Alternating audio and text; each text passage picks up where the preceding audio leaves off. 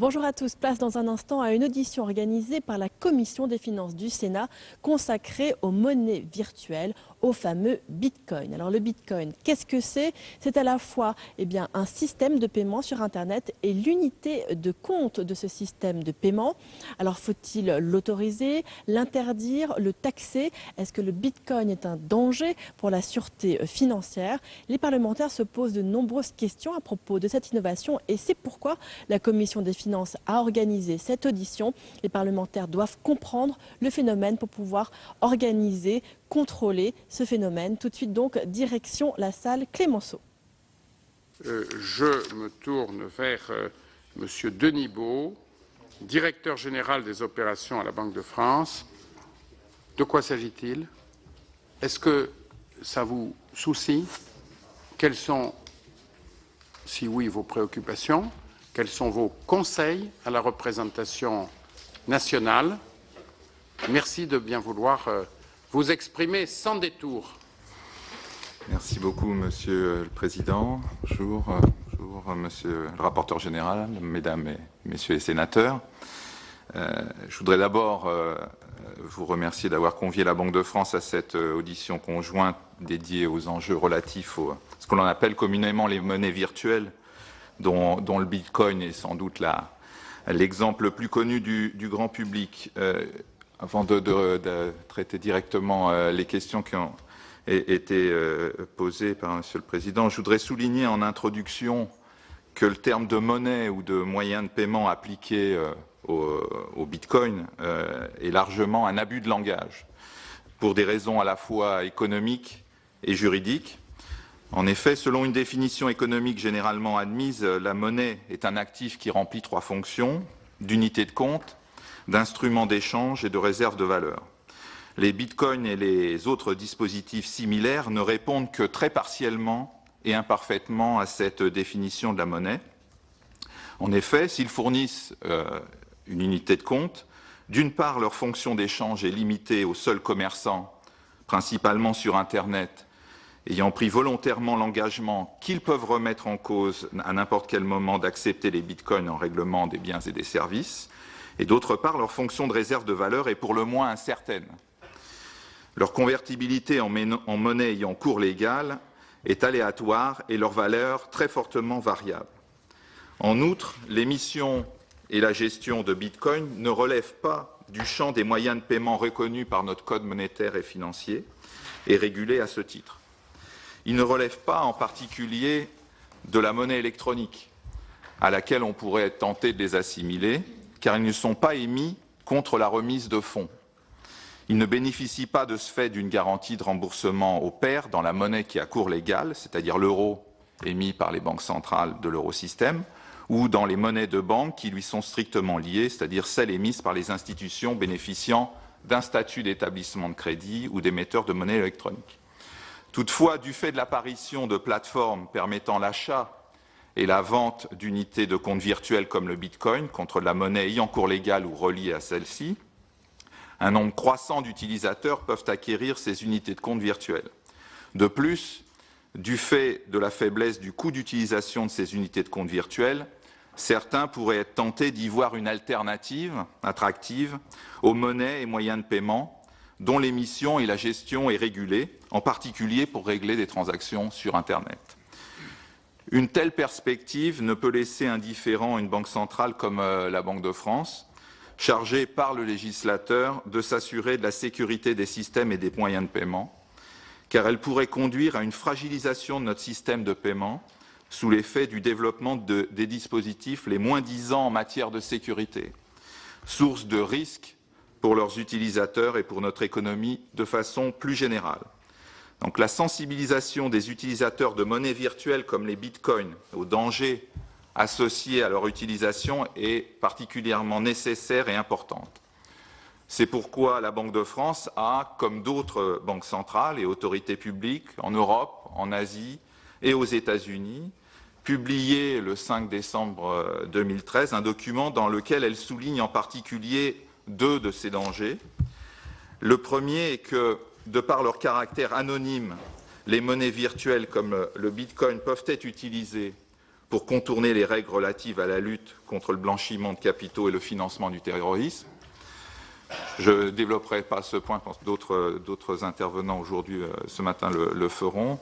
Le second danger est financier pour leurs détenteurs, et cela pour au moins 2 raisons. La première, c'est qu'aucune autorité ne veille à la mise en place des conditions nécessaires pour assurer la sécurité des coffres-forts électroniques qui permettent le stockage des unités de compte virtuels telles que les bitcoins. Dans ce contexte, les détenteurs n'ont aucun recours en cas de vol de ces unités de compte par des pirates informatiques. Deuxième raison, c'est que la convertibilité en monnaie ayant cours légal, qui est nécessaire pour tirer les bénéfices d'une spéculation sur l'évolution de leur valeur, n'est pas garantie.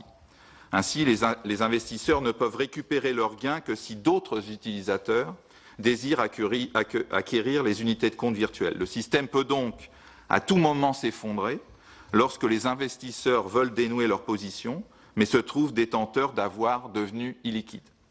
Un commerçant ne pourra donc pas accepter de manière significative les paiements en unités de compte virtuelles sans s'exposer à des risques substantiels de liquidité, financiers, opérationnels. Il en est de même pour les consommateurs.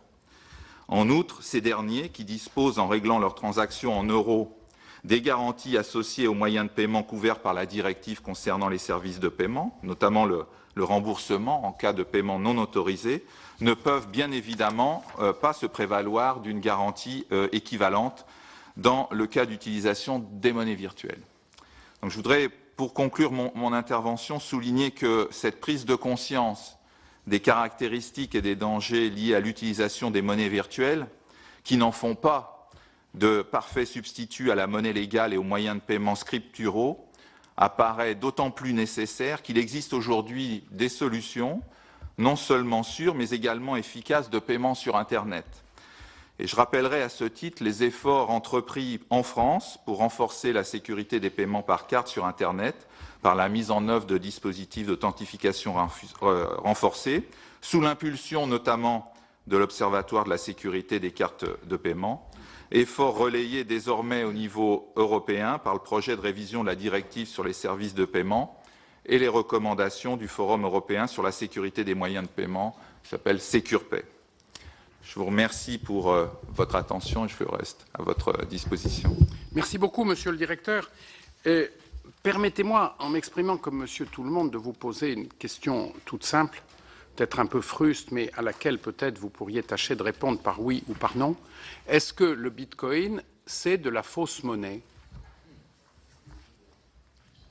Je répondrai par oui ou par non? Pardonnez-moi, je vous provoque un peu.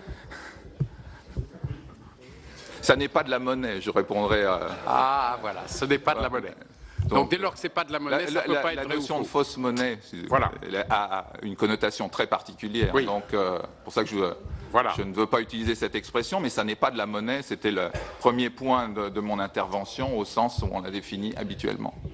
Merci infiniment de vous être prêté au jeu. Alors, je me tourne vers Monsieur Grandval.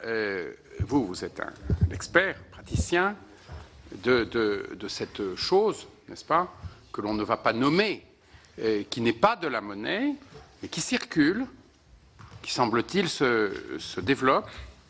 Et la société que vous avez fondée, Paymium, est une des premières start-up françaises qui élabore des solutions de paiement en Bitcoin.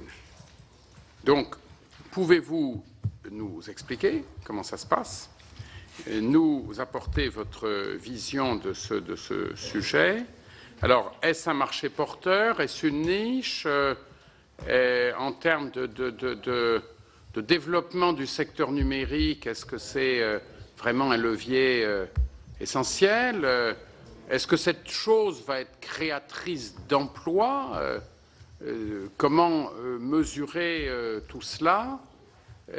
Les agents dans les transactions, y trouveront-ils leur compte? Enfin, est-ce que vous pouvez nous aider, sinon à toucher cette chose qui est par définition virtuelle, mais du moins à essayer de comprendre ce qu'elle est réellement et si elle est vertueuse ou vicieuse, ou les deux à la fois, comme sans doute chacun d'entre nous.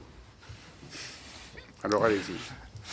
Merci Monsieur le Président, Mesdames, Messieurs les sénateurs, je vous remercie pour votre invitation. Dans les 5 minutes qui me sont imparties au démarrage, je vais essayer de vous présenter ce qu'est Bitcoin, et pas forcément les avantages, les opportunités, mais vraiment ce qu'est Bitcoin de notre point de vue.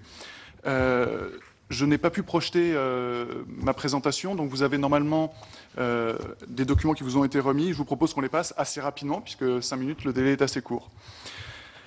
Alors Bitcoin, effectivement, ce n'est pas une monnaie. Bitcoin, c'est avant tout une technologie. Et Bitcoin, c'est une technologie qui est libre et qui existe depuis plus de 5 ans maintenant. Elle a été spécifiée en 2008 et mise en activité en 2009, en janvier 2009. Bitcoin, c'est une technologie, et plus précisément, c'est un protocole. Ce protocole technique définit 2 choses. À la fois, un réseau de transactions sur Internet, complètement décentralisé, peer-to-peer et open source. Ce sont des mots à la mode et techniques, mais qui ont des implications très importantes. Et en même temps, Bitcoin, c'est l'unité de compte qui circule sur ce réseau. Je ne parle pas de monnaie, où on en parlera après de façon plus rapide, en disant que c'est une monnaie électronique peut-être, même si ça n'a pas la définition légale d'une monnaie électronique. C'est une unité de compte qui circule sur ce réseau. Parler de Bitcoin en ne parlant que de l'unité de compte, c'est oublier la moitié du sujet, qui est le réseau de transactions électroniques. Et Bitcoin est d'ailleurs défini ainsi, comme un système de paiement électronique. Ça n'a jamais été défini comme une monnaie. C'est un système de paiement électronique. Ce système a de la valeur pour 2 raisons.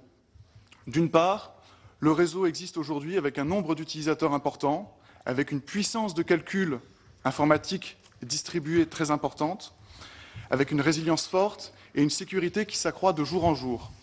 Face à ça, une des caractéristiques de l'unité de compte Bitcoin, c'est qu'elle est émise en quantité limitée. Ce qui fait de Bitcoin une unité de compte rare qu'on pourrait assimiler à une action d'un réseau Bitcoin, qui est un réseau libre. On est là face à un statut un peu hybride de cette unité de compte. Sur la slide 2, je vous présente ici la façon dont sont opérés les paiements électroniques. Le système que vous voyez en haut à gauche, c'est un système à 4 coins, qui est le système de fonctionnement des paiements électroniques de manière classique, par carte bancaire, faisant intervenir un marchand et un porteur, et au-dessus d'eux, la banque du marchand et la banque du porteur. Ce système de paiement est fondé sur le prélèvement du montant à payer sur le compte du porteur. Cette mécanique est celle qui implique aujourd'hui un certain nombre de fraudes au paiement par carte, puisque pour tout type de paiement, je suis obligé de révéler l'ensemble de mes informations bancaires de paiement pour procéder à un quelconque paiement. Qu'il soit de 5 € ou de 1 000 €, je vais livrer les mêmes informations. Après, je dois faire confiance au système et aux garanties qu'il apporte pour que seul le montant du paiement soit prélevé et une seule fois. Le système a trois éléments que vous voyez. C'est un système de paiement privatif de type American Express, où American Express est à la fois le prestataire du marchand et du porteur. On n'a pas 2 banques dans ce cadre-là. Et enfin, on a les systèmes qu'on appelle de pair à pair. Aujourd'hui, souvent galvaudés, puisqu'on parle généralement de pair à pair pour des systèmes privatifs, donc avec un tiers de confiance. Bitcoin est la première instanciation d'un réseau véritablement de pair à pair, sans tiers de confiance au milieu, la confiance étant distribuée à l'ensemble des participants au réseau. J'approfondis pas, j'ai pas beaucoup le temps. Je ne passe pas sur les slides 3 et 4 qui décrivent comment sont réalisées des transactions sur le réseau Bitcoin. Je voudrais simplement souligner que le protocole Bitcoin étant un protocole libre, l'ensemble de la technologie appliquée est auditable par tout le monde. Et cela fait 5 ans désormais que tout le monde audite cette technologie et que tout le monde est tombé d'accord pour dire que la technologie était extrêmement sûre et extrêmement vertueuse. Donc, si vous voulez, on pourra, lors d'une autre séance, approfondir ces sujets techniques. Le point d'après présente la vision de Bitcoin d'Eupémium. En tant que technologie innovante, nous assimilons Bitcoin à la même mesure que Internet, l'email ou la voix sur IP.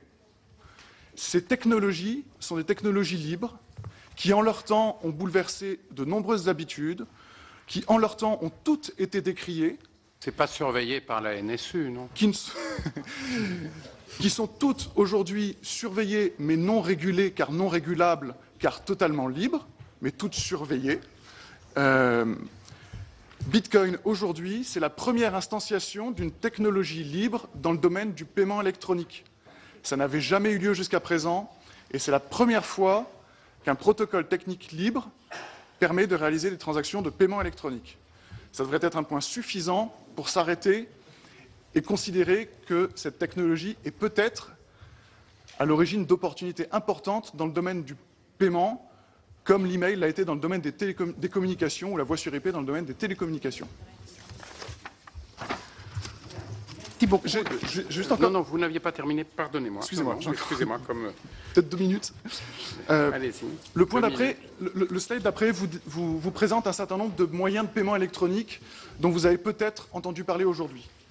Je citerai PayPal, que tout le monde connaît, et aujourd'hui en France naissent de nombreux moyens de paiement électronique à l'initiative de banques, tels que Paylib ou d'autres systèmes de paiement. Tous ces systèmes de paiement ont un point en commun, c'est le slide d'après, c'est qu'ils sont tous privatifs. Aujourd'hui, si vous êtes un porteur d'un moyen de paiement PayPal ou un porteur d'un moyen de paiement Byster par les opérateurs télécoms ou Paylib par 3 banques, vous ne pouvez pas vous payer les uns les autres. Vous parlez la même monnaie, vous êtes dans le même pays avec les mêmes opérateurs technologiques, des banques communes qui dialoguent ensemble, mais vous ne pouvez pas, avec ces moyens de paiement, échanger les uns avec les autres. C'est ce qui génère aujourd'hui un accès très limité à ces moyens de paiement et un développement visiblement voué à l'échec. Il y a 30 ans, en France, a été créé le groupement carte bancaire, qui a eu un mérite unique dans le monde entier, c'est de développer l'usage de la carte bancaire en France grâce à l'interbancarité et au fait qu'on ne se pose pas la question aujourd'hui, en étant client d'une banque, avec une carte, et lorsqu'on va chez un marchand qui est dans une autre banque, de savoir si on va pouvoir payer chez lui. C'est ce qui a permis carte bancaire. Aujourd'hui, réaliser un groupement carte bancaire dans le cadre des moyens de paiement électroniques serait un effort insurmontable pour qu'il soit réalisé à l'échelle au moins européenne, sinon cela n'aurait pas de sens. Pour promouvoir l'interopérabilité des moyens de paiement, il faut s'adosser sur des technologies et libres, qui plus est, pour que tout le monde soit d'accord sur la technologie qui est utilisée. Bitcoin peut être cette technologie, et donc nous le considérons comme une passerelle et comme un moyen d'interopérabilité entre les moyens de paiement au bénéfice des porteurs et des marchands, et donc indirectement des banques et des tiers de confiance sur les systèmes de paiement qui vont pouvoir construire des solutions adossées à ce protocole. Pour finir, je vais passer directement au dernier slide qui présente Bitcoin Central. Bitcoin Central est le cœur de notre activité aujourd'hui chez Paymium. Il s'agit d'une place de marché sur laquelle des acheteurs et des vendeurs, qu'ils soient particuliers ou professionnels, peuvent acheter ou vendre des bitcoins, faisant de Bitcoin Central une passerelle de paiement entre les euros et le réseau Bitcoin, et inversement. Cette place de marché fonctionne en partenariat avec un établissement de paiement, qui est un organisme agréé par la Banque de France, qui pourra nous en parler peut-être tout à l'heure, autorisé à exercer des activités de paiement électronique. Pour notre part, il réalise la tenue de compte de nos clients en euros, dans le respect des règles prudentielles de connaissance des clients, et avec donc une connaissance du client très forte dès le premier centime d'euro sur chacune des transactions. La sécurité chez Bitcoin Central est un point majeur et nous pratiquons une politique de stockage des bitcoins de nos clients à 100% hors du réseau. C'est un point un petit peu complexe qu'on abordera peut-être tout à l'heure. Et enfin, notre territoire pour Bitcoin Central, c'est l'Europe. Aujourd'hui, il n'y a pas de marché français. Le marché Bitcoin, il est majoritairement américain. En Europe, il est majoritairement nord-européen.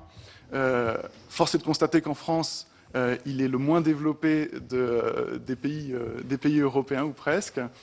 Donc il est de notre devoir, et c'est un enjeu important pour nous, de développer notre activité partout en Europe pour faire émerger un acteur européen majeur dans le domaine du paiement électronique de demain, qui s'appuie sur une réglementation française et européenne depuis l'origine. Je vous remercie. Merci beaucoup de cette présentation. Puis-je également vous poser 2 questions très simples, appelant des réponses très brèves. Première question, a-t-on une idée du volume des transactions annuelles en France sur cet instrument? Alors, nous avons une idée, nous, en tant qu'opérateurs de l'activité sur notre place de marché. En revanche, il est difficile d'estimer le volume d'activité en France à proprement parler. Donc ça, je n'aurai pas de chiffres. Ce qu'on peut dire, c'est que les acteurs, les porteurs français, les utilisateurs français de Bitcoin ne sont pas cantonnés à un usage en France. Aujourd'hui, ils l'utilisent majoritairement sur des pays étrangers. En revanche, on assiste de plus en plus à un intérêt croissant des marchands français. OK. Deuxième question, toujours réponse très simple, très claire, lapidaire. Vous nous parlez de Bitcoin central, de l'architecture du système, du réseau. Il y a sans doute des moyens puissants qui permettent à tout cela de fonctionner. Ça appartient à qui? Ça rapporte à qui? C'est déclaré où? Alors, le système n'appartient à personne d'autre qu'à tous ses utilisateurs. Le système email n'appartient à personne. Le système Bitcoin n'appartient à personne, il appartient à tous ses utilisateurs. Et donc, la valeur du réseau, comme je le disais tout à l'heure, elle est uniquement fondée sur le nombre d'utilisateurs et l'usage qu'ils font de ce réseau. Enfin, ça appartient à personne, mais quand même, les profits appartiennent aux grands opérateurs internationaux qui utilisent ces canaux. Alors, et ça, c'est pas du bénévolat. Les profits liés au réseau Bitcoin à proprement parler viennent uniquement servir les processeurs du réseau Bitcoin. Ce sont des profits internes au réseau. En revanche, sur ce réseau se construisent des activités commerciales comme la nôtre, qui effectivement ont vocation à générer des profits dans leurs activités. Mais le réseau Bitcoin, de façon autonome, génère des profits exclusivement au bénéfice des processeurs du réseau, qui sont des pairs dans le réseau pair à pair. Merci beaucoup d'avoir bien voulu jouer le jeu. Je me tourne à présent vers Monsieur Cornu. Vous êtes directeur scientifique de la Fondation Internet Nouvelle Génération, laquelle est un think tank, cercle de réflexion, de recherche, qui réfléchit sur les transformations numériques. Et dans ce travail, vous faites participer de nombreux acteurs publics et privés. Alors, de votre point de vue, est-ce que tout ça est important ou anecdotique, structurant ou non? Y a-t-il péril? Y a-t-il chance? Dans quelle proportion? Merci, Monsieur le Président, Messieurs les sénateurs, merci de m'accueillir. Alors, depuis 3 ans à peu près, nous avons fait un travail sur ce qu'on a appelé l'innovation monétaire avec 160 personnes donc, qui sont des banquiers, des économistes, des innovateurs ou de simples citoyens. Et nous avons cherché à comprendre quelles étaient effectivement les opportunités et les risques. Le biais que je vais prendre est celui de l'innovation, c'est-à-dire que nous créons actuellement de la valeur par l'innovation, c'est une chose. Il existe un certain nombre d'innovations, alors technologie, de services. Aujourd'hui, même l'innovation technologique n'est pas suffisante. Aujourd'hui, l'innovation économique, dont fait partie l'innovation des... Alors, je ne vais pas utiliser le terme de monnaie, mais des mécanismes de type monétaire, pour être un peu plus précis, eh bien, présente un certain nombre d'opportunités pour rendre possible d'autres types d'innovations. Comme toutes les innovations, par exemple biologiques, eh bien, elles peuvent comporter des risques et donc il faut comprendre à quel moment il est nécessaire de laisser passer des tests et quels sont les risques par contre encourus de manière à ce que l'on puisse à un moment donné choisir effectivement ce que l'on souhaite ou non. Par rapport à ça, je pense qu'il faut distinguer plusieurs choses et je vais essayer d'élargir le propos de Bitcoin et même peut-être des monnaies virtuelles, parce que le mot virtuel lui-même n'est pas forcément une caractéristique suffisante, loin de là. On a parlé tout à l'heure, M. Grandval parlait effectivement de monnaie pair à pair ou de monnaie libre ou de choses comme ça. En fait, il existe un certain nombre de monnaies qui sont différentes, que l'on va appeler complémentaires dans un premier temps. Tout d'abord, il y a des monnaies effectivement de type non économique, comme les fameuses CEL, les systèmes d'échange locaux, qui posent un certain nombre de questions qui ont déjà par ailleurs été abordées dans différentes instances. Des monnaies de réputation qui permettent que si je vous trouve sympathique, eh bien, je vous donne un $, ou alors un Explorateur, qui sont des monnaies qui finalement posent relativement peu de questions, mais qui permettent de faciliter les fonctionnements des réseaux sociaux et donc ont très peu d'impact de monétaire, même si on appelle ça monnaie à titre justement pas tout à fait juste, ou même plus récemment les données qui sont des mécanismes non plus pour faciliter l'échange, comme le seraient les monnaies, mais des mécanismes pour faciliter le don. Ça, c'est une chose, mais ce qui va nous intéresser, évidemment, c'est les mécanismes monétaires qui, eux, vont avoir trait aux échanges, éventuellement aux échanges commerciaux. Alors, il y a effectivement les monnaies locales complémentaires qui sont, elles, réduisent le champ de l'échange à un territoire, comme le sol violette à Toulouse, l'éole à Brest, à différents endroits. Ils présentent un certain nombre de caractéristiques aussi. Et puis des monnaies affectées qui, elles, vont réduire, au contraire, non plus le territoire, mais ce que l'on en fait. Je vais vous prendre un exemple très rapide. À Curitiba, au Brésil, eh bien, une monnaie, vous ne pouvez cette monnaie-là, vous ne pouvez la gagner que en triant vos déchets, et vous ne pouvez la dépenser que dans les transports en commun. Et cette petite monnaie, qui finalement représente l'équivalent d'une masse monétaire insignifiante, a fait des changements de transformation énormes et des économies à Curitiba, gigantesque, au point de devenir la capitale verte du Brésil. Donc pour vous montrer que l'impact n'est pas simplement que sur la masse monétaire. Et troisièmement, et celui qui va nous intéresser, c'est ce que j'appellerais des monnaies alternatives qui ne se limitent pas forcément qu'à l'échange, mais qui peuvent avoir un impact, en particulier, pourquoi pas, investir, prêter, ou spéculer, ou autre chose. Dedans, on y trouve des monnaies un peu plus anciennes, comme le VIR suisse, qui permet, par exemple, en Suisse, d'échanger lorsque la monnaie, le franc suisse n'est plus suffisant. Depuis 1933. Aujourd'hui, ça représente 25% des PME suisses, 90 000 PME, et ça représente aujourd'hui une possibilité pour ces PME d'échanger même en période de crise. Et on dit de temps en temps que c'est une monnaie plus facile à gagner et plus difficile à dépenser. Mais aujourd'hui, vous pouvez acheter votre maison en VIR avec une particularité justement très différente par rapport à ce qu'on nous a présenté sur Bitcoin, c'est qu'il n'y a pas de conversion, c'est-à-dire un VIR égale un franc suisse, mais il est absolument impossible de le convertir, et donc c'est bien un système totalement séparé. D'autres systèmes comme le SCEC en Italie ou le Red Tirker Solidario en Argentine, qui a eu un impact assez marginal jusqu'à temps qu'il y ait la crise en Argentine, où là, ça a eu un impact majeur pour permettre aux gens de survivre. Et puis la monnaie est redevenue un épiphénomène par la suite. Alors ces monnaies, évidemment, le côté virtuel a permis simplement de faciliter le développement, et en particulier de monnaies un peu plus, ayant des particularités un peu plus nouvelles, un peu plus intéressantes, un peu plus innovantes. Bitcoin en fait partie, de la même manière que OpenUDC, Frycoin, Icon, bref, un certain nombre de monnaies.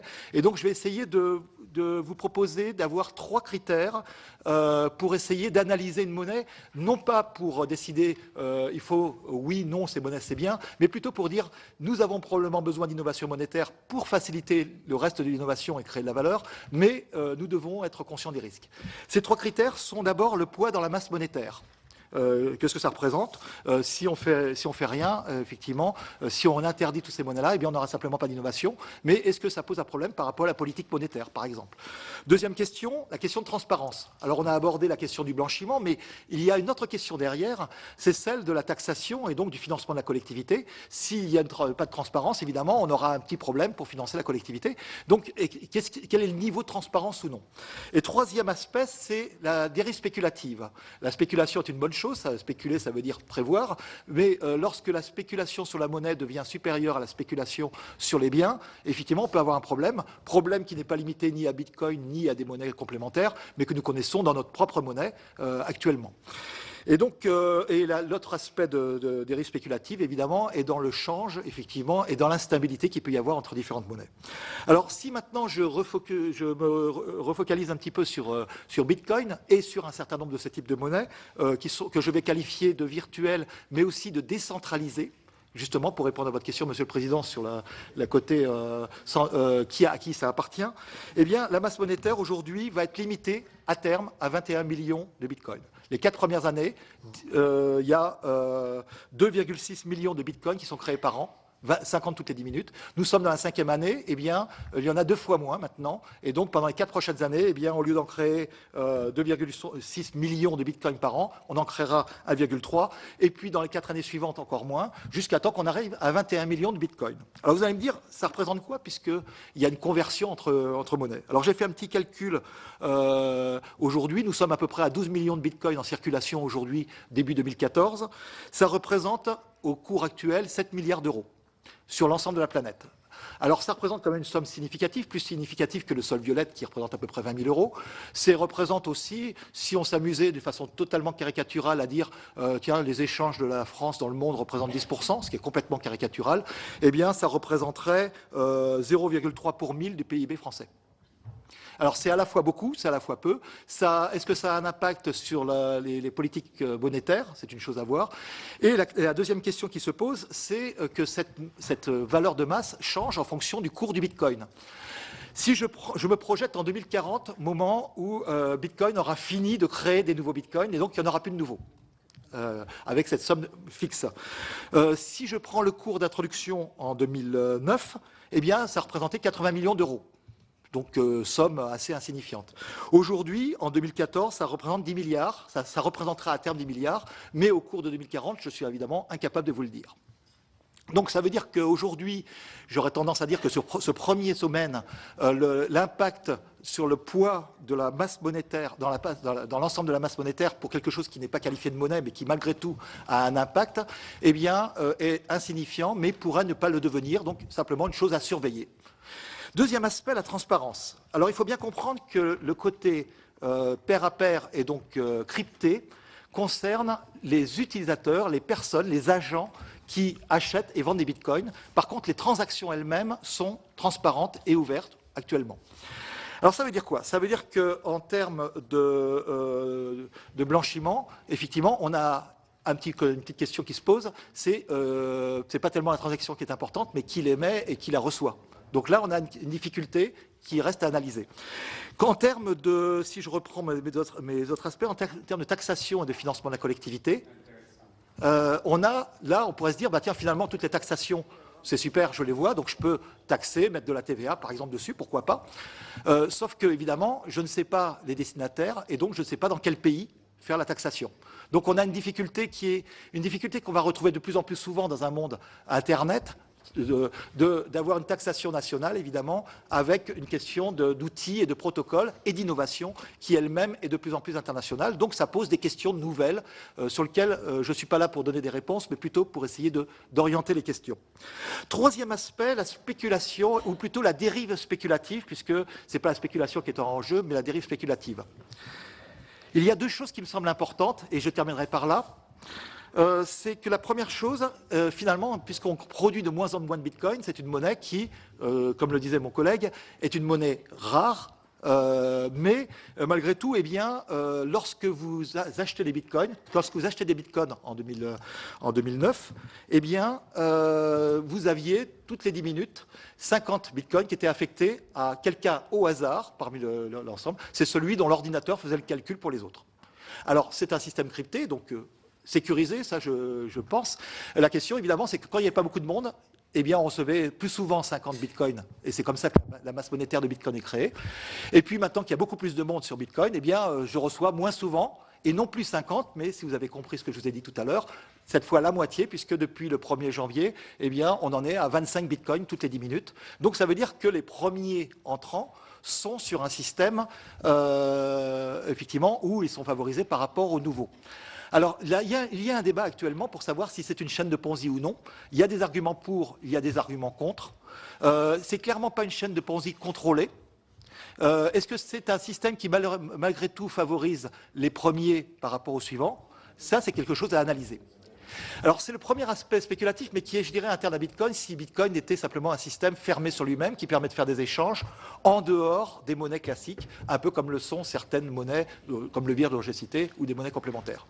Deuxième chose, il se trouve que Bitcoin est donc un système qui permet la convertibilité. Il y a donc des bourses, comme on l'a vu avec Premium, des places de marché. Les virements, pour être plus sécurisés, effectivement, parce qu'on a un système un peu comme où à partir du moment où c'est fait de façon automatique, oui, de façon automatique, eh bien, on va avoir un système qui va ressembler un peu à l'échange de billets. Eh bien, on n'accepte pas les cartes et PayPal, mais on peut effectivement faire des virements. Aujourd'hui, juste un chiffre pour terminer, le système, l'inflation donc de la valeur de Bitcoin par rapport à l'euro est de 900% en 2013 ou de 618% si j'ai repris les chiffres du 17 septembre 2013 à hier, 14 janvier 2014. Donc on voit que d'une part la valeur augmente par rapport à l'euro dans le temps et que le nombre de bitcoins par contre diminue. Donc deux questions encore une fois, à se poser en termes de dérives spéculatives. Ce qui me semble très important, et le seul message que j'aimerais vous passer, c'est que nous avons absolument besoin d'innovation et que l'innovation technologique ne suffit plus, l'innovation de service est nécessaire, mais il faut aller plus loin. L'innovation économique dans les modèles économiques, dans les nouveaux modes de financement, comme le financement par la foule, ou comme les monnaies innovantes, ou les mécanismes monétaires innovants sont indispensables, mais il nous faut des critères, comme ceux que j'ai proposés par exemple, pour analyser les meilleures innovations et celles qui nous permettront d'aller dans l'avenir. Merci. Merci beaucoup, monsieur le directeur scientifique. J'ai très mal présidé, j'ai été très bienveillant, je vous ai laissé parler le double du temps qui était prévu. Bon, il ne faudrait surtout pas que les autres intervenants en fassent une règle générale, bien entendu. Mais c'était très concret et c'est pour cela que je vous ai laissé poursuivre. Alors, monsieur le rapporteur général, qu'est-ce que toutes ces communications, tous ces éléments vous inspirent? Eh bien, Monsieur le Président, moi je trouve que ce sujet est d'une extrême importance. Monsieur Grandval a tout à l'heure évoqué les cartes bancaires et nous a fait remonter 30 ans en arrière. Et pour quiconque se penche sur ce sujet des cartes bancaires, il constatera en relisant les débats de l'époque qu'il y avait plus que des réticences à l'utilisation élargie et systématisée des cartes bancaires. Il y a eu un grand débat dans le monde, il y a eu un grand débat dans notre pays, il y a eu des résistances, il y a eu bien bon nombre d'interventions ici et là qui mettaient en exergue les dangers, les risques que tout ça allait comporter. Et il y avait dans notre pays beaucoup de commerçants qui refusaient les paiements en carte bancaire. Donc on a là un rapprochement qui nous permet bien d'identifier le fait que l'innovation en ce qui concerne les actes économiques et en particulier les actes liés au paiement pose assez naturellement des problèmes et ceci est encore conforté par tout ce qui entoure le sujet aujourd'hui, puisqu'on nous a parlé, Monsieur Beau nous a parlé de coffre-fort électronique et vous avez vous-même parlé à l'instant des dérives, des spéculations. Ce sont de nombreux mots qui interviennent à la discussion et qui démontrent, s'il en était besoin, qu'on est au cœur d'une préoccupation qui est fondamentale dans notre société. Mais malgré ceci, malgré ces interrogations, on a le sentiment que cette innovation apporte une réponse positive parce que la théorie économique nous enseigne depuis au moins 50 ans que lorsque l'on améliore la situation sur les coûts de transaction, on crée une dynamique économique porteuse d'avenir. Et j'ai le sentiment ici que c'est bien de ça qu'il s'agit. Et tout à l'heure, la question qu'on vous posait, qui sont les bénéficiaires, où tombent les royalties, vous nous avez bien dit que c'est internalisé, que ce sont les acteurs qui eux-mêmes bénéficient de l'amélioration des coûts de transaction et qu'en l'occurrence, c'est dès lors une logique économique tout à fait porteuse d'avenir. Mais pour interroger nos trois intervenants qui vont suivre, je voulais, ayant dit cela, préciser aussi que certains estiment tout de même, et on va aller plus loin dans l'interrogation, que les bitcoins aujourd'hui sont présentés comme la monnaie des mafias, entre guillemets, hein, bien entendu, mais c'est une expression que je n'ai pas inventée.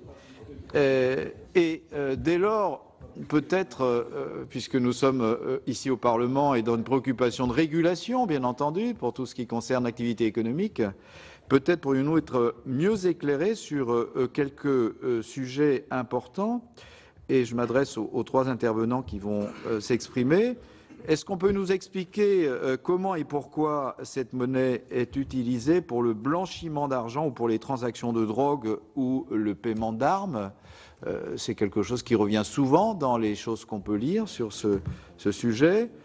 Est-ce que le bitcoin a permis le développement des trafics ou bien s'est-il substitué aux monnaies que nous connaissons?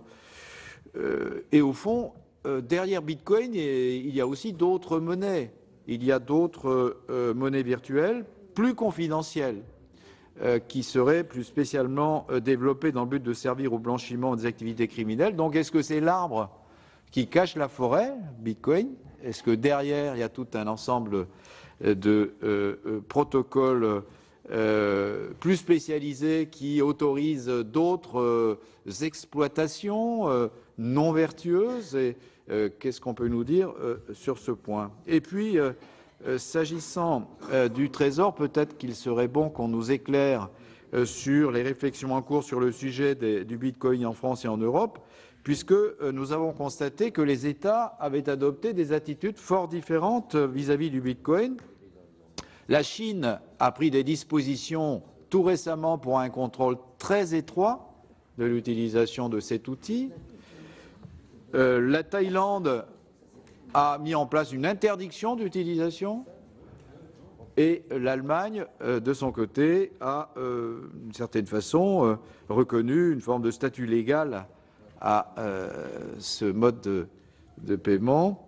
Et donc, notre questionnement est en définitive le suivant, c'est comment la législation française peut évoluer, en particulier la législation fiscale et financière. Par exemple, est-ce qu'on doit déclarer ces bitcoins à l'ISF? Si on vend un objet contre bitcoin, est-ce qu'il faut lui appliquer la TVA? Et si une start-up pratique le change bitcoin contre euro, est-ce qu'on doit dès lors adopter le statut d'agent de change parce qu'on est dans cette pratique, en définitive, du point de vue concret? Donc, vous voyez, Madame, Messieurs, qu'il y a sur le plan de la régulation nécessité d'une meilleure compréhension de ce que sont tous les ressorts de ce nouveau dispositif qui tente à émerger et que nous comprenions bien aussi en quoi la régulation doit opérer d'une façon tout à fait exigeante aujourd'hui dans ce domaine. Voilà, Monsieur le Président, les questionnements, je pense, qui peuvent guider les propos de nos intervenants. Bien, merci beaucoup, Monsieur le rapporteur général. Je partage totalement ces questions. Et je rappelle, au moment de passer la parole à Monsieur Garcia, directeur national du renseignement et des enquêtes douanières, que selon la Banque de France, en 2013, aux États-Unis, une action judiciaire conduite par le FBI et ayant mené à des arrestations a été engagée contre des fournisseurs de plateformes de conversion soupçonnés de blanchiment d'argent et de fraude fiscale, et que le 2 octobre 2013, c'est donc encore très récent, les autorités judiciaires américaines ont ainsi fermé le site internet Silk Road, site d'acquisition de produits narcotiques en ligne et anonyme, sur lequel s'échangeait une importante partie des bitcoins en circulation. Seul moyen de paiement accepté sur ce site. Alors, Monsieur Garcia, et puis Monsieur Carpentier, est-ce que vous pouvez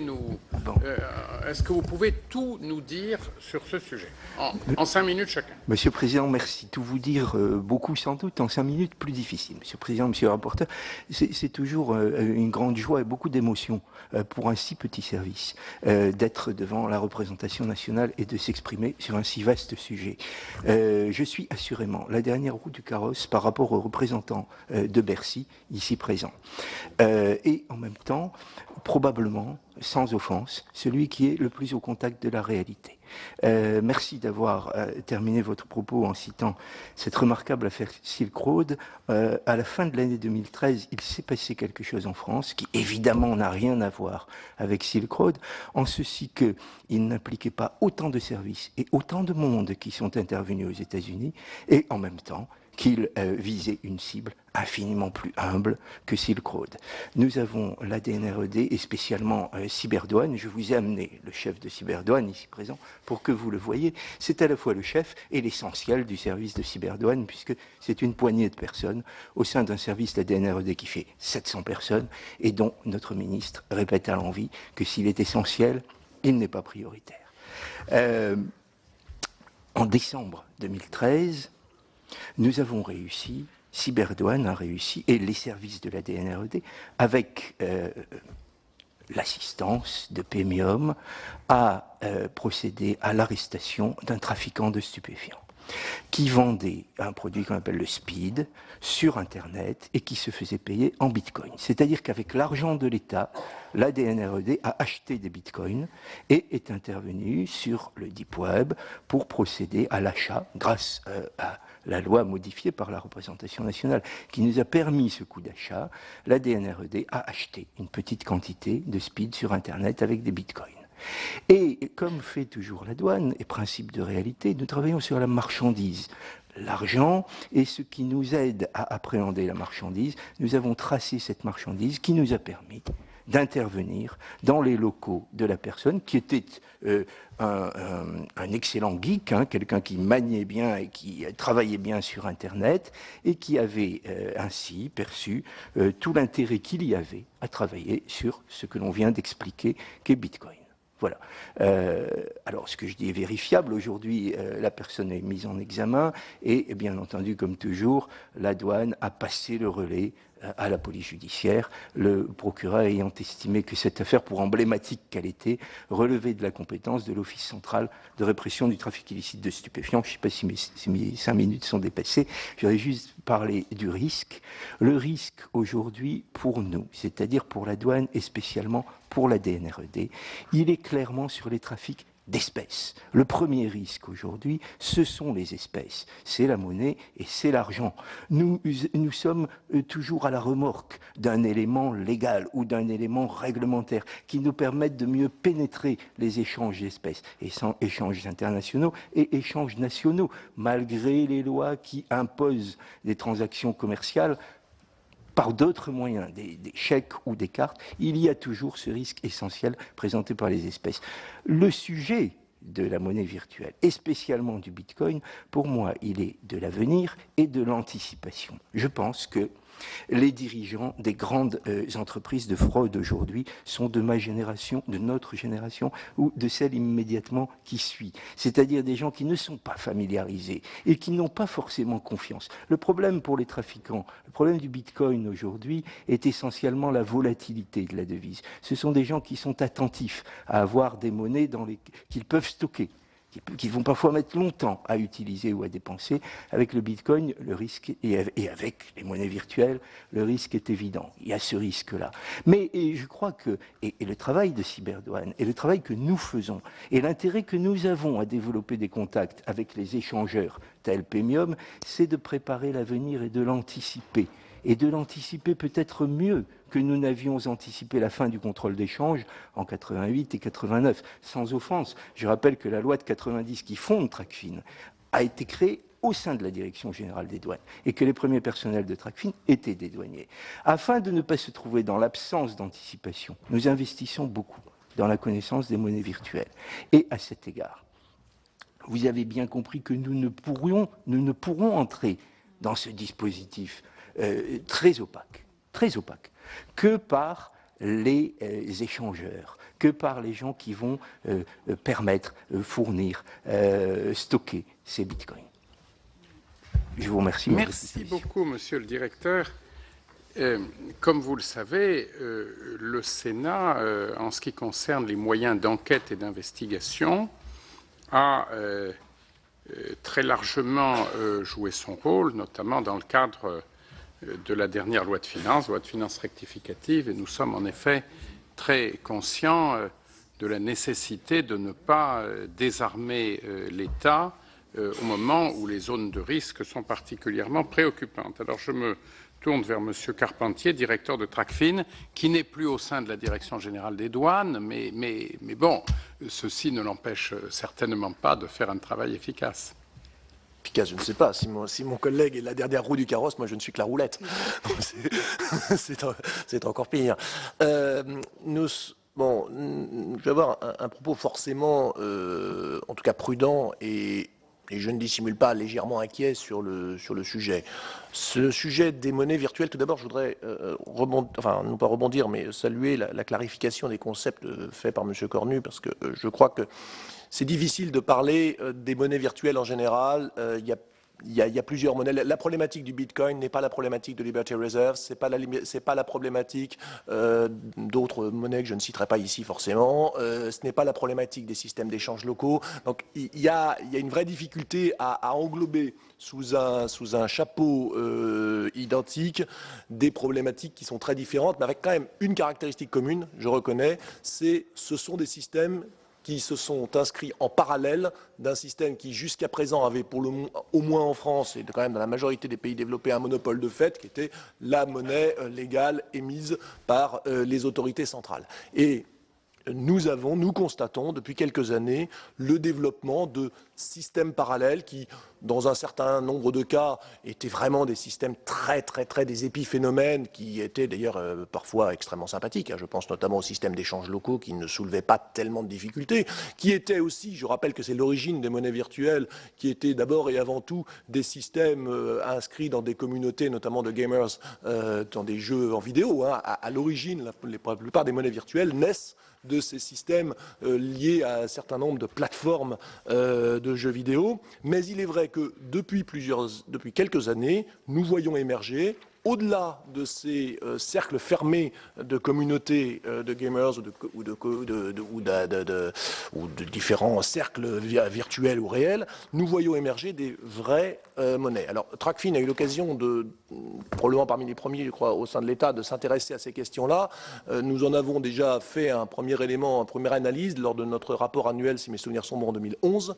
Oui, c'est ça, notre rapport annuel 2011, puisque nous avions à l'époque déjà fait un premier groupe de travail sur la question, où nous avions eu l'occasion d'appeler l'attention des différentes autorités qui ont l'heure de lire ce rapport sur les problématiques liées à ces questions. Nous sommes actuellement en train d'animer un autre groupe de travail qui réunit les pouvoirs publics, les parties prenantes nécessaires des pouvoirs publics dans ce domaine, afin d'essayer de mieux comprendre les évolutions. Le système évolue extrêmement vite et donc il faut se tenir au courant. Alors à partir de là, nous on est forcément relativement inquiets, puisque le constat il est assez simple. Depuis 1990, l'ensemble des pouvoirs publics internationaux, sous l'égide notamment du GAFI, a mis en place un certain nombre de règles de transparence et de contrôle des transactions financières. L'idée générale était, nous libéralisons les flux financiers, nous rentrons dans un monde où il y a en principe la liberté de circulation des capitaux. Cette liberté de circulation des capitaux est contrebalancée par un dispositif de surveillance de ces flux de capitaux afin de s'assurer que cette libéralisation est utilisée à bon escient et non pas à mauvais escient. Donc c'est la création du GAFI, c'est la création d'un ensemble extrêmement complet de normes qui s'imposent à toute une série d'acteurs sur les systèmes de paiement. Or, de fait, nous voyons dans les dispositifs nouveaux qui apparaissent, nous voyons s'inscrire quelque chose qui est forcément complètement dans le black hole et dans la légale, je ne vais pas dire dans l'illégal, mais dans la légale. Nous n'avons pas intégré cela dans la régulation. Alors, je ne veux pas m'élever au-dessus de ma condition, mais les problématiques sont beaucoup plus larges que les problématiques de lutte contre le blanchiment. Vous avez très largement évoqué, par exemple, les problématiques fiscales. Quel est le statut d'un compte en Bitcoin ? Détenu à l'étranger, mais je ne suis pas sûr que ça ait le moindre sens de dire détenu à l'étranger. Quel est le sens de détenir à l'étranger un compte en Bitcoin? Ça n'a pas de sens. Quel est le statut ISF? Quel est le statut de la TVA? Comment enregistre-t-on en comptabilité une transaction? Mais que dis-je en Bitcoin? Mais ça peut être en Liberty Reserve, ça peut être en n'importe quelle autre monnaie virtuelle. Il faut se rappeler qu'il y a d'autres monnaies. Donc tout cela, ce sont des problématiques qui restent très largement à ouvrir. Et quelles sont les obligations de vigilance des établissements? Comment doit-on surveiller? Est-ce que là où votre banquier va vous poser des questions, parce qu'il est obligé de le faire, sur le dépôt en espèces ou sur un retrait en espèces ou sur telle ou telle transaction, comment va-t-on quand même trouver une certaine équivalence sur ce type de transaction en monnaie virtuelle? Comment va-t-on assurer l'équité concurrentielle entre les différents acteurs? Nous imposons aux acteurs soumis à la régulation financière un certain nombre de coûts pour surveiller ces transactions. Il y a des personnes, il y a des emplois qui sont payés à temps plein à surveiller, pour le compte de la collectivité publique, les transactions dans le monde régulé. Peut-on envisager qu'un monde à réguler s'inscrive sans ces coûts, en ayant les bénéfices mais sans les coûts? Ce sont des questions que je pose. Je me permets pas de répondre. Il y a les autorités ministérielles et le Parlement sont là pour répondre, mais je ne fais que poser toutes ces questions.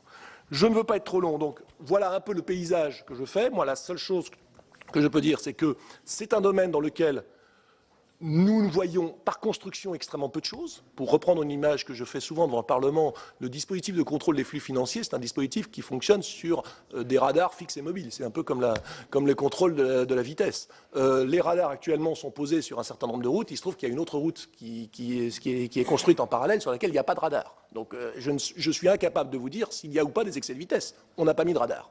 Donc la question de savoir s'il y en a ou pas, je n'en sais rien. Alors de temps en temps quand même, nous avons vu 2-3 choses. Vous me pardonnerez d'être relativement discret sur les affaires en cours.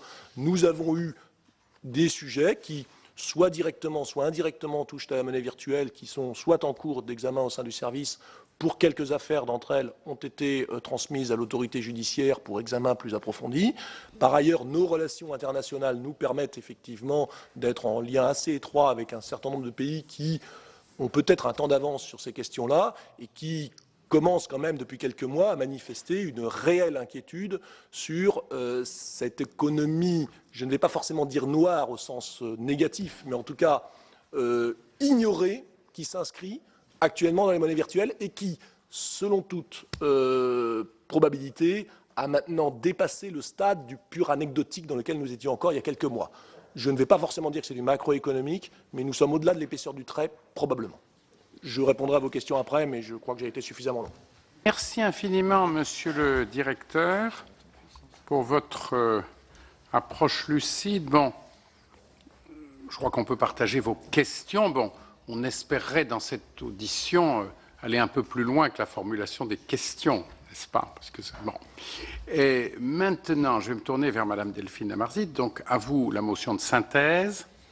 C'est très difficile, parce que soit on apparaît comme hostile à l'innovation, et bien entendu, on est voué aux gémonies du monde d'aujourd'hui.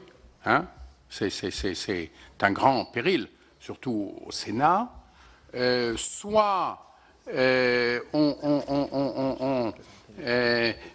a une approche particulièrement libérale et allante sur le sujet, mais bien entendu, au risque de tomber dans tous les travers qui ont été évoqués par vos prédécesseurs. Alors, quelle est votre ligne? Merci beaucoup, Monsieur le Président, Monsieur le rapporteur général, Mesdames et Messieurs les sénateurs. Alors, entre les roues du carrosse et les roulettes, je ne sais pas ce que je peux dire, la seule femme peut-être. Voilà. Je m'en sors par une pirouette. Susciter naturellement la sympathie. Vous êtes tous muets. Voilà. Alors effectivement, la motion de synthèse est difficile. Je crois que les points ont été posés, notamment tout à l'heure. Une des vraies questions, et je crois qu'elle n'est pas encore tranchée, c'est y a-t-il un intérêt spécifique de ces monnaies virtuelles en termes de coûts de transaction? Aujourd'hui, elles se présentent avec moins de frais. Donc il peut y avoir un intérêt sonnant et trébuchant pour les utilisateurs et pour les commerçants, mais en contrepartie un certain nombre de frais qui ne sont pas forcément monétaires, du type sécurité, plus grande sécurité informatique, etc., ce type de choses, le besoin d'avoir une double transaction. Donc je pense que là-dessus, le potentiel développement du marché pourra nous dire si il y a un véritable effet concurrentiel en tant que moyen de paiement au sens non juridique du terme, puisque c'est effectivement pas un moyen de paiement au sens du code monétaire et financier, puisque tout commerçant peut le refuser. Il y a aussi un intérêt en tant que tel, effectivement, qui n'est pas celui qu'on souhaite, outre un aspect purement libertarien sur lequel je ne m'étends pas, mais qui est effectivement un intérêt pour des personnes qui auraient des choses à cacher.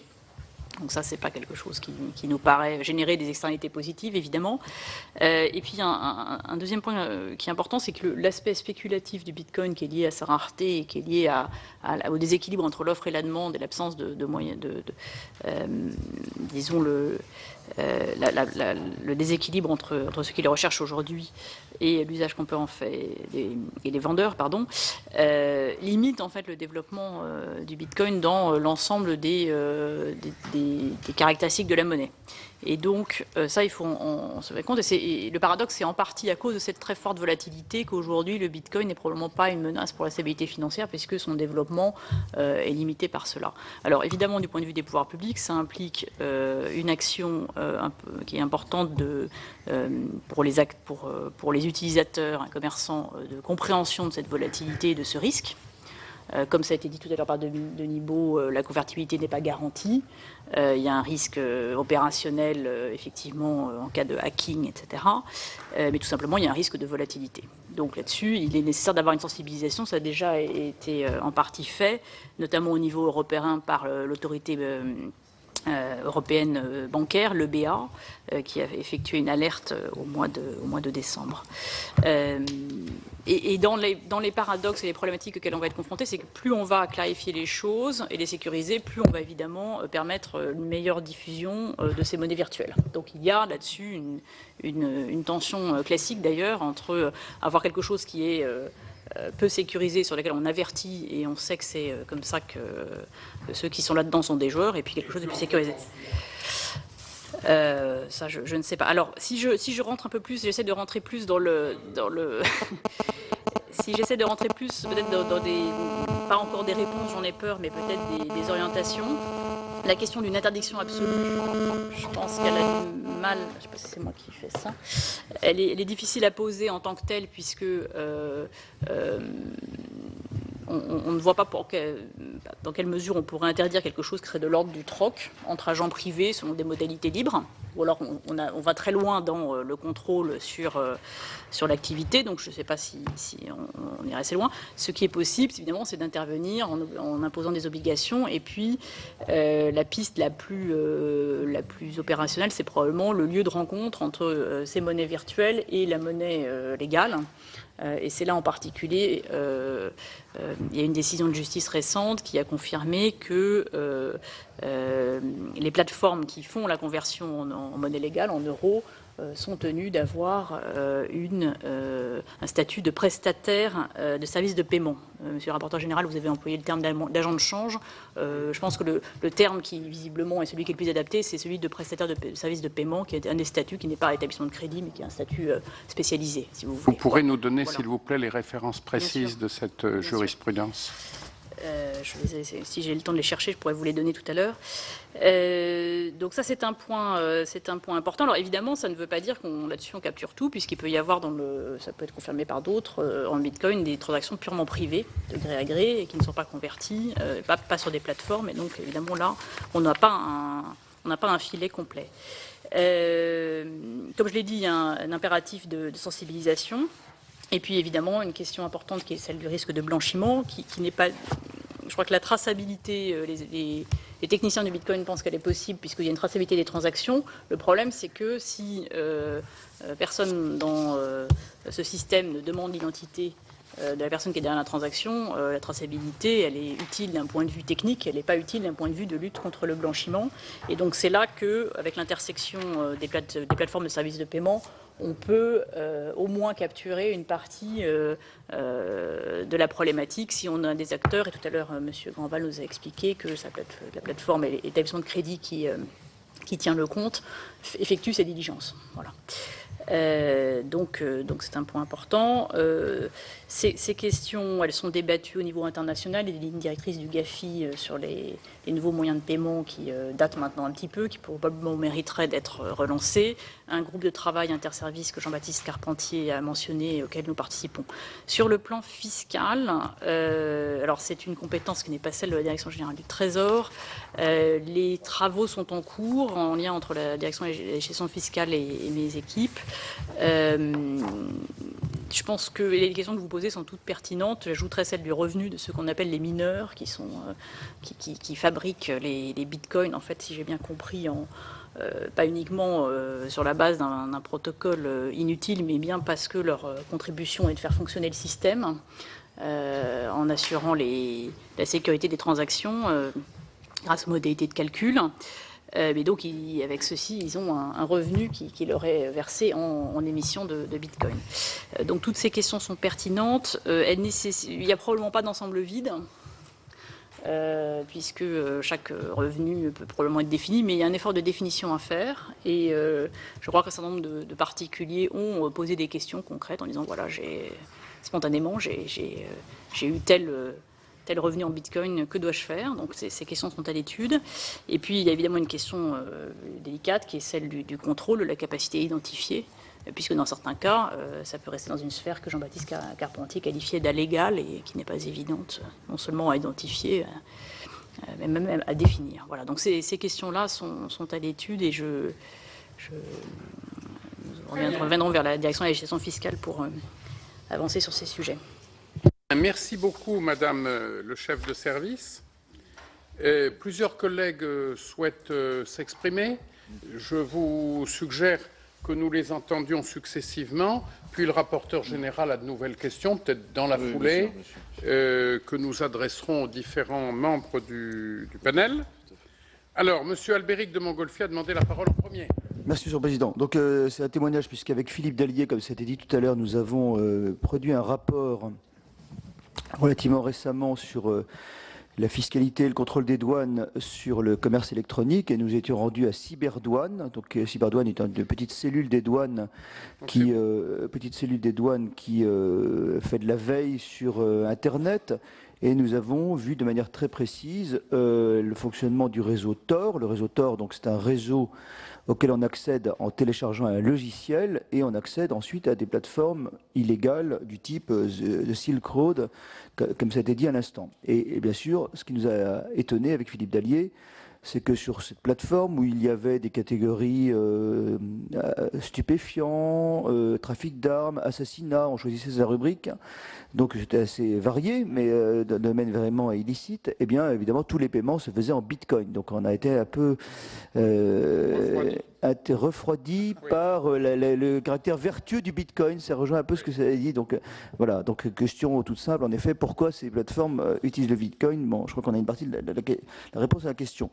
Ma question porte sur le nombre d'utilisateurs du bitcoin. J'entendais une émission passionnante dans la voiture dimanche à la radio, et on disait qu'un très petit nombre de personnes physiques, je crois que c'était l'ordre de 500, détenaient la moitié des bitcoins en circulation. Est-ce que ce chiffre peut être confirmé?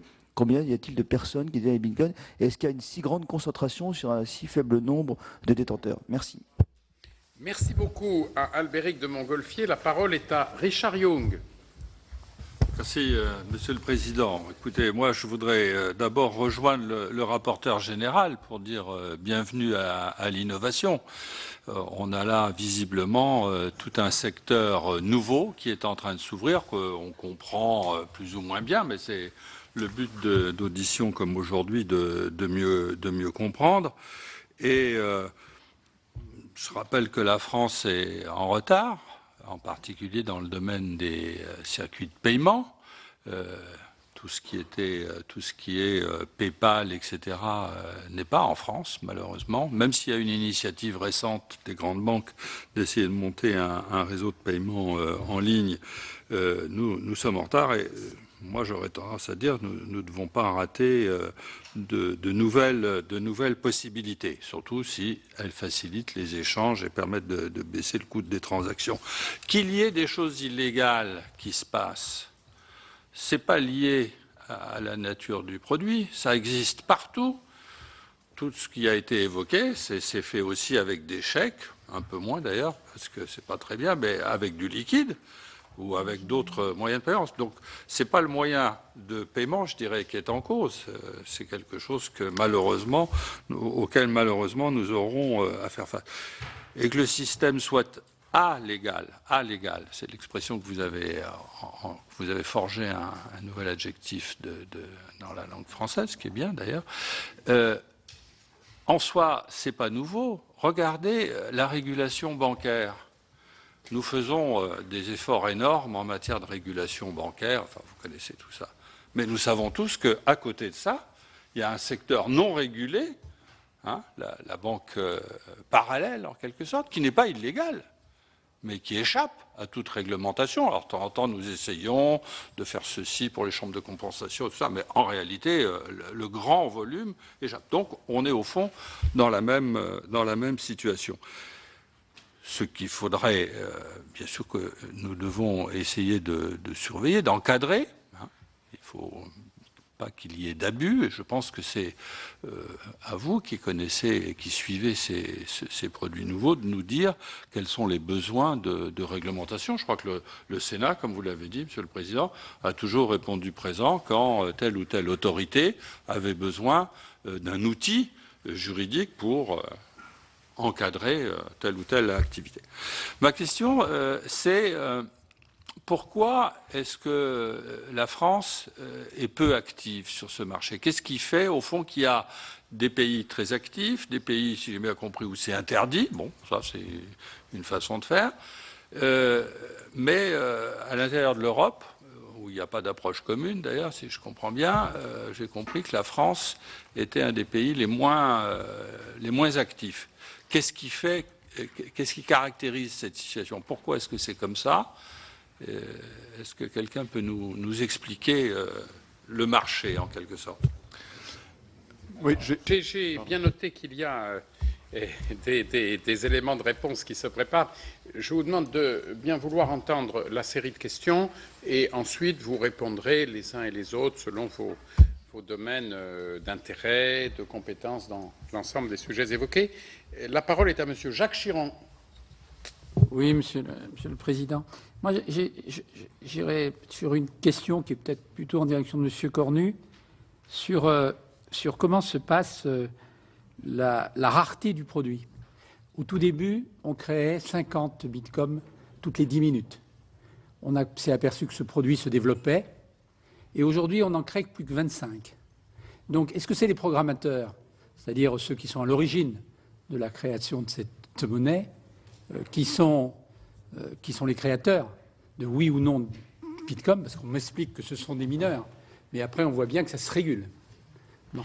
Et donc, est-ce qu'il y a là une spéculation sur la rareté qui peut commencer à se mettre en place, puisqu'on voit que la monnaie, pas cette monnaie, le cours de cette création monte excessivement vite.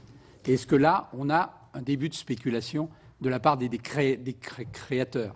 Parce que si on dit qu'il y a très peu de personnes qui sont, je veux dire, entre nous, mineurs de ce produit, est-ce que ce n'est pas eux qui créent la spéculation?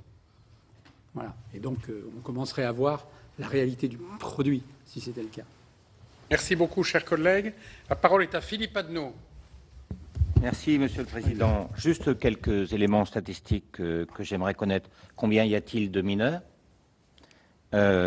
Puisque l'Allemagne taxe les plus-values, il faut donc avoir connaissance de ce qui est en cours et de la variation. On sait que la valeur a été multipliée par 1000. Donc, ce qui m'intéresse, c'est de savoir la répartition des bitcoins de départ. Pour combien de mineurs? Merci beaucoup. Y a-t-il d'autres collègues qui souhaitent prendre la parole? Je n'en vois pas. Monsieur le rapporteur général, vous avez des questions complémentaires? Oui, brièvement, Monsieur le Président, parce que nous sommes soucieux d'avoir quelques éclairages. Vous avez tous bien noté qu'il y avait plus de questions dans les interventions de certains des intervenants ce matin et que de réponses réellement. Donc il y a bien de grosses interrogations. Moi, je suis en tout cas curieux de connaître les réactions de Monsieur Grandval, qui est en quelque sorte appelé à la défense, vu les expressions qui ont pu être émises depuis ce matin. En tout cas, moi, j'ai à titre personnel le sentiment que nous sommes au début d'un processus, que l'innovation en la matière peut être porteuse d'avenir, que le souci de régulation, évidemment, que nous relayons ici au Parlement est évident, parce qu'à partir du moment où on parle de quelque chose de à l'égal ou de à l'écart ou de différent qui ne rentre pas dans le champ courant de la régulation, il y a bien sûr à s'interroger. Moi, j'ai 3 questions complémentaires, Monsieur le Président. La première sur les radars, puisqu'il a été question de radars tout à l'heure. En France, il y a 25 ans, 15 000 morts sur les routes par an. Aujourd'hui, c'est, je ne sais plus, 3 000. On peut penser que les radars ont contribué largement à changer les comportements des conducteurs. Et aujourd'hui, il y a des radars mobiles, on crée de l'insécurité pour chaque conducteur parce qu'il ne sait pas où le radar va se trouver finalement. Comment faire pour que votre comparaison tout à l'heure sur les radars puisse trouver à être concrétisée quant à la surveillance effective? Est-ce qu'il y a d'énormes efforts à faire pour nous qui avons à nous occuper aussi des finances publiques? C'est un souci que nous pouvons avoir. Est-ce que ça coûterait très cher d'installer des radars partout pour qu'on puisse mieux surveiller ces dispositifs? Deuxième question sur le fait de savoir s'il y a ou non un pilote dans le système Bitcoin. Existe-t-il un acteur, par exemple un Bitcoin Foundation aux États-Unis, qui pourrait servir de référent aux autorités, au fond, d'où pourrait venir le regard centralisé? Je ne veux pas, Monsieur le Président, m'engager sur des comparaisons avec ce que vous avez pu dire tout à l'heure sur les surveillances qui viennent de ces autorités américaines, mais peut-être c'est une question tout de même sur laquelle il serait bon d'être éclairé. Et puis enfin, dernière chose, est-ce qu'au fond, on ne devrait pas rapidement donner à ces monnaies virtuelles un statut légal de manière à mieux pouvoir les réguler? Est-ce que ce n'est pas vers ça qu'il faudrait tendre rapidement pour une forme d'intégration dans la réalité régulatrice et également dans les évolutions de la législation? Est-ce que cette volonté de mieux intégrer le plus vite possible ne serait pas la bonne façon de procéder? Voilà, Monsieur le Président, quelques éléments complémentaires. Eh bien, ils sont fort importants et nos interlocuteurs vont nous aider à nous faire une conviction. On peut notamment se demander pourquoi l'Union européenne, qui est si féconde en réglementation de toute nature sur toutes sortes de produits et de services, n'est pas, mais peut-être est-elle, en train d'élaborer des règles du jeu. Madame Damarzit ne nous en a pas parlé. Alors, donc, je vais passer la parole aux uns et aux autres. Moi, j'ai finalement un souci. Comment une chose aussi décentralisée peut-elle engendrer tous les jours un seul cours? C'est le fonctionnement du marché. C'est finalement cela qui m'intéresse. On a tous les jours un cours fixé. Fixé comment, par qui, et qui est le même pour tous les acteurs de ce marché dans le monde, si j'ai bien compris. Ou si ce n'est pas ça, il faut nous l'expliquer. Est-ce que cela veut dire que les différentes plateformes sont connectées entre elles? Est-ce qu'il y a un référent, un grand architecte, quelque part? Non, ou un grand mécanicien, enfin je ne sais pas comment il faut l'appeler. Si l'on arrive à créer un cours unique tous les jours, cela doit bien vouloir dire qu'il y a un arbitrage d'une plateforme à une autre plateforme. Il y a des écarts de marché, il faut bien les réduire. Ça suppose d'intervenir avec des moyens, où sont ces moyens, etc., etc. Alors, nous en avons terminé avec les questions, du moins les nôtres, et je voudrais d'abord demander à M. Grandval bien vouloir réagir, donc ensuite M. le directeur scientifique, ensuite, si vous le voulez bien, peut-être Tracfin, douane, puis Banque de France, et puis naturellement État, Trésor, vers lequel on se tournera avec révérence. Alors, M. Grandval. Alors j'ai essayé de noter toutes les questions qui ont été posées, je vais tâcher d'y répondre. Rappelez-moi si j'oublie des éléments dans ma réponse. Tout d'abord, vous parliez du réseau Tor, de Silk Road, à propos de Bitcoin. Alors, petit point sur Tor. Tor est un système d'anonymisation du trafic sur Internet, qui est une technologie également. Et comme toute technologie, elle a des opportunités, elle a des risques. Elle a des opportunités pour un certain nombre d'utilisateurs dont la parole peut être bannie dans certains pays, pour des journalistes, pour ce type d'activité. Et effectivement, il peut y avoir des usages tels que Silk Road qui sont condamnables. Mais Tor est une technologie complètement déconnectée de Bitcoin. Ensuite, l'effet Silk Road est très intéressant puisque pendant très longtemps, et on continue encore en France de dire Bitcoin, l'assimiler essentiellement à Silk Road et à la drogue. L'investigation du FBI et le fait que Silk Road a été fermé a entraîné une réaction intéressante du marché, un petit frémissement à la baisse du cours du Bitcoin, qui est censé être le symbole de la vitalité de Bitcoin, ce qui ne l'est pas. Et ensuite, un retour à des niveaux de cours comparables, voire supérieurs à ceux précédents. Les études ont montré qu'il y avait probablement 1% des transactions Bitcoin qui concernaient le réseau Silk Road, dont on disait qu'il était le seul intérêt de Bitcoin. Donc force est de constater que non, Bitcoin n'est pas porté par Silk Road, n'est pas porté par des activités illégales, il est porté de plus en plus par des activités de marchands, enfin de commerçants, et principalement aux États-Unis, où plusieurs dizaines de milliers de marchands ont basculé, ou en tout cas se sont convertis à l'acceptation des paiements par Bitcoin. Ce n'est pas le cas en France, on n'en a pas du tout cette image ici. Il faut réaliser ce qui se passe outre-Atlantique, des dizaines de milliers de marchands, et tous les jours des milliers de marchands qui basculent sur Bitcoin. Donc c'est plus du tout une activité concentrée sur Silk Road et sur la drogue et sur le blanchiment, c'est une activité de paiement électronique qui effectivement peut trouver à ses limites des activités illégales contre lesquelles on a différents services ici qui sont tout à fait équipés normalement pour lutter. Et nous-mêmes, les assistons ou les aidons, si besoin, dans leur compréhension de Bitcoin, dans leur analyse technique, dans ce qu'on peut faire, dans la limite de nos compétences également. Mais j'encourage tous les services de l'État et tous les services d'ailleurs commerciaux, qu'ils soient bancaires ou autres, à investiguer cette technologie, à monter en compétences, parce qu'effectivement c'est une technologie complexe qui a été adoptée rapidement par des gens très malins et très intelligents, à des fins vertueuses ou moins, mais à nos services d'être également à la hauteur de ces enjeux technologiques. On ne peut pas les interdire, on ne peut pas les arrêter, on ne peut pas les désinventer. Ils sont là, et il faut conjuguer avec, et il faut en tirer le meilleur. En tout cas, c'est nous ce que nous tâchons d'en faire. Concernant le nombre de détenteurs de Bitcoin et le fait que les personnes étant présentes au démarrage du réseau ont pu accumuler des quantités de Bitcoin importantes, c'est tout à fait vrai. C'est un sujet qui choque un certain nombre de personnes et qui pour d'autres est tout à fait normal. Considérant que Bitcoin n'est pas une monnaie mais plutôt comme une part d'un réseau, je considère que les créateurs et les premiers développeurs et les premiers acteurs de ce réseau-là ont pris un risque, ont travaillé et ont donc gagné des bitcoins de façon plus simple que les premiers. Mais finalement, si on rapporte ça à un autre élément de comparaison, on n'est pas choqué qu'un Mark Zuckerberg détienne des dizaines de milliards de dollars en valeur de sa société. Moi, ça ne me choque pas, ni la fortune de Steve Jobs. Mais finalement, sur Bitcoin, et c'est un peu nouveau, ça ne choque personne dans le réseau Bitcoin que les créateurs, qui ont fourni un travail considérable et qui ont apporté une innovation majeure sur le marché, puissent avoir la rémunération, la contrepartie de leur rapport à l'économie numérique.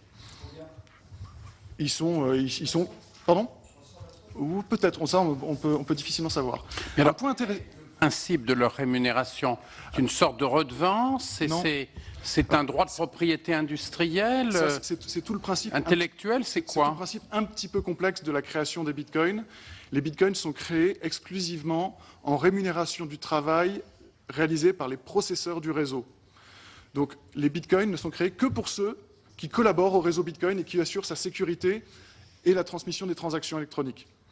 Donc les premiers possesseurs de bitcoin ont été les premiers opérateurs à véhiculer des transactions. Alors effectivement, lorsque le réseau est né et qu'il y avait quelques dizaines de transactions qui passaient tous les jours, il était extrêmement simple de gagner 50 bitcoins, comme on le disait, à peu près toutes les 10 minutes. Et puis, la complexité du réseau s'est accrue, le nombre de transactions également, et donc l'effort à faire pour gagner ces bitcoins est devenu de plus en plus important, et aujourd'hui, il y a une véritable compétition entre tous les processeurs du réseau, qui est vertueuse, puisque c'est une compétition qui vise à sécuriser le réseau, et en même temps, elle est rémunérée par la création de Bitcoin. Voilà. Quand on a beaucoup de Bitcoins, on en fait quoi? Comment est-ce qu'on liquide cette position? C'est assez hybride et vous en faites ce que vous voulez. Il n'y a aucune instruction qui est donnée à Bitcoin. Bitcoin, c'est un logiciel libre, donc ou bien vous les vendez, ou bien vous achetez des biens et services, ou bien vous les conservez, ou bien vous faites ce que vous voulez. De plus en plus, on disait au départ que c'était surtout un outil spéculatif, je n'utiliserai pas le mot d'épargne, hein, mais presque, où les gens faisaient un placement en Bitcoin en disant « moi je considère que la valeur de Bitcoin va augmenter, et donc je veux avoir des Bitcoins ». C'est légitime, la spéculation, elle existe a priori sur l'ensemble des marchés aujourd'hui et Bitcoin n'y échappe pas, comme tout ce qui a de la valeur. Mais de plus en plus, les usages vont se tourner vers le paiement. C'est ce à quoi on assiste aux États-Unis, où on parle de moins en moins de Bitcoin comme de la réserve de valeur. On arrête de se focaliser sur le cours qui augmente de plus ou moins 10% dans la journée, ou plus d'ailleurs, et on se focalise sur l'intérêt des marchands et le nombre grandissant de marchands. Est-ce qu'il y a des options sur les Bitcoins? Est-ce qu'on peut prendre des positions? Je crois qu'il existe des opérateurs qui commencent à travailler sur ce type de... voilà qui est fort intéressant. Alors, Monsieur Cornu, oui, vous terminez s'il vous plaît. Pardon. Oui, s'il vous plaît. Oui. À traiter. Une question très intéressante sur le retard de la France. Effectivement, la France est en retard. Je pourrais tirer une certaine gloire du fait que Paymium soit la seule start-up Bitcoin en France, mais au contraire, j'en suis plutôt affligé. Il faut considérer donc les pays qui sont en avance. Les pays qui sont en avance, ce sont les États-Unis, l'Europe du Nord de façon générale, l'Allemagne en particulier, Israël et puis l'Asie. Ce sont des pays qui ont pris des positions très en avance sur Bitcoin. Toutes et leurs régulateurs ont tous émis le message que Bitcoin était une innovation technologique et à ce titre, qu'il était de leur devoir de l'accompagner. Pas forcément de l'encourager, parce que Bitcoin a des risques. Comme j'indiquais dans ma note, on est tout à fait conscient des risques et que peut comporter Bitcoin, mais surtout des opportunités. Et à ce titre, il faut l'accompagner, il faut voir comment ça fonctionne, il faut comprendre tout son fonctionnement, de bout en bout, et ensuite avancer, pourquoi pas, dans des termes de régulation, parce qu'on a quelques idées en la matière qui seraient importantes. Il y a plein de choses à faire. Il est important, à ce titre, que la régulation, si elle a lieu, qu'elle soit liée aux activités bancaires ou fiscales, soit européenne. On a aujourd'hui, nous, des concurrents en Europe qui sont normalement tenus d'appliquer la même réglementation que nous, la même régulation, qui ne le font pas du tout, et qui ont des activités qui ont une croissance impressionnante par rapport à la nôtre, parce qu'ils fonctionnent en dehors de la réglementation que nous-mêmes avons, de notre propre fait, décidé de respecter de façon extrême quasiment. Et donc, je m'étonne aujourd'hui qu'en Europe, des banques européennes soumises aux mêmes réglementations et des États européens laissent faire des activités aux frontières de l'Europe en distorsion complète de la concurrence à laquelle nous sommes confrontés. Donc, si, et nous l'encourageons, une régulation de ces activités devait avoir lieu, il faut à tout prix qu'elle soit européenne, tant au niveau fiscal qu'au niveau bancaire. Sinon, c'est assurément la fin de la France dans notre domaine et l'activité s'exercera ailleurs. Aujourd'hui, elle a lieu ailleurs, elle n'a pas lieu en France. Hein. Il y a très peu de volume en France. La France ne risque rien. Mais elle risque tout. Elle risque tout parce que tout se passe ailleurs. Internet n'a pas de frontières et dans ce domaine-là, les gens l'ont très bien compris. Donc il faut que la France ait une position innovante en la matière pour pouvoir capter des compétences et des activités sur ce domaine du paiement électronique, parce que c'est un domaine qui est nouveau, générateur d'emplois et d'activités dans le domaine du paiement électronique, du commerce électronique.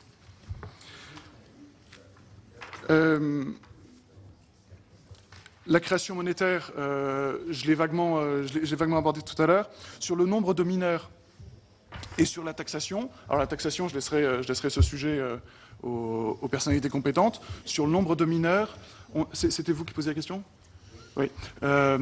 Alors, je crois qu'on estime à peu près à plus de 100 000 le nombre de processeurs sur le réseau. Moi, je n'ai pas les chiffres exacts, je ne sais pas si mes associés ont une... Non, c'est à peu près ça. Donc environ 100 000 processeurs sur le réseau, qui sont souvent regroupés dans ce qu'on appelle des pools de minage, c'est-à-dire que les processeurs se mettent ensemble pour réussir à capter un peu de création de valeur. Et ce réseau, à la fois, se densifie en volume, mais en valeur également, dans le sens où la puissance de calcul du réseau augmente elle-même de jour en jour. À ce titre, une industrie hardware s'est créée autour des outils de vérification des transactions Bitcoin.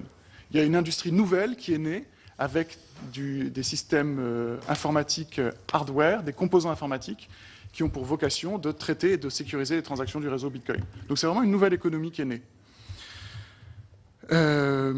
Sur les pilotes dans le système, sur le statut légal et sur la régulation, pilote dans le système. Il existe aux États-Unis une fondation Bitcoin qui représente, qui en tout cas qui est une voix d'un certain nombre d'acteurs de l'économie Bitcoin. Nous avons pour volonté de créer une association Bitcoin Europe. En France, ça serait trop facile, il n'y aurait que nous aujourd'hui. En tout cas, une association Bitcoin Europe, c'est en préparation par Parpemium avec d'autres prestataires européens. Quant à la régulation et au statut légal, oui, le statut légal est important. En tout cas, une position telle que l'a fait l'Allemagne serait assez rassurante pour l'ensemble des acteurs. Nous, on côtoie tous les jours des entrepreneurs français et étrangers qui nous disent « je ne peux pas le faire en France, c'est quoi le statut en France? Je vais le faire en Allemagne, c'est beaucoup plus simple, ils ont pris une position. Je vais le faire aux États-Unis, c'est simple, tous les régulateurs se sont exprimés. Je vais le faire à Singapour, c'est simple, ils se sont exprimés. Alors, effectivement, je ne vais peut-être pas le faire en Chine et en Thaïlande, mais a priori, ce n'est pas non plus les deux pays que je vise en premier. Donc oui, en Allemagne, aujourd'hui, c'est plus simple. Aux Pays-Bas, c'est également plus simple. Les régulateurs ont pris des positions assez claires, ouvertes, officielles sur Bitcoin et sur le fait qu'ils allaient accompagner le développement. Donc c'est important. Et sur la régulation, nous-mêmes, en étant au cœur du système, nous avons des idées et des propositions à faire en matière de régulation de nos activités et de ce qui peut l'être. La régulation, d'un point de vue très positif, pour moi en tant que société, je la prends comme un soutien et une assurance dans mon activité. Aujourd'hui, personne ne veut assurer mon activité. Personne. Volontiers, demain, je demanderai à une institution, à la Banque de France, de lui confier une partie de la gestion une partie des dépôts de mes clients en réserve, en disant « tenez, je vous les donne, et c'est vous qui en assurez la sécurité ». Je serais tout à fait partant. C'est des points de régulation qui sont très importants parce que justement on évoque les difficultés ou les risques liés au piratage informatique. S'il y a en France des organismes qui sont en mesure et qui ont les moyens d'assurer des données numériques de façon tout à fait garantie pour la protection des consommateurs, je vous assure que des acteurs comme nous signons tout de suite et applaudiront cette démarche. Et on peut imaginer que ce soit moyennant une honnête redevance pour service rendu. Absolument. Oui, c'est une activité dont certains ont fait, en font la commercialisation en disant nous vous assurons du stockage de vos bitcoins chez nous contre telle redevance. C'est une activité extrêmement risquée, extrêmement complexe. C'est technique, donc il faut accepter de rentrer dedans. Et ça intéressant. Enfin, ce qui est intéressant dans les propos de M. Grandval, c'est qu'apparemment il est en attente de régulation. Et qui nous dit que la régulation est un élément de compétitivité du territoire français. Absolument. Donc c'est un point qui, pour la Commission des finances, est tout à fait utile. Si la France agit avec une régulation adaptée à Bitcoin, la France peut devenir un territoire intéressant pour les entrepreneurs et pour les activités liées au paiement électronique de demain. Mais elle peut aussi rapidement en faire un territoire que vont déserter les entrepreneurs et les acteurs de l'économie du paiement. Comme vous le citiez tout à l'heure, PayPal est un train qui est passé, que tout le monde a regardé passer, les banques les premières, souvent en le critiquant et qui est allé s'installer ailleurs. Aujourd'hui, les banques essaient de rattraper le retard, mais avec 13 ans de retard, c'est trop tard.